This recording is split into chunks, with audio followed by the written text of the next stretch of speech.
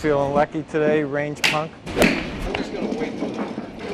Oh! It's very funny. Sometimes you'll drive slow, just to kind of egg him on. In fact, I'm going to get him now. He's dead meat. I'm not quite egging him on yet. I'm getting close though. When we start going back and getting close, that's when it gets bad. This is danger zone time. Now we're not getting hit yet. That's just the ruts in the road. This is where you just kind of go slow and see what happens. There we go. There's one. Now we're talking.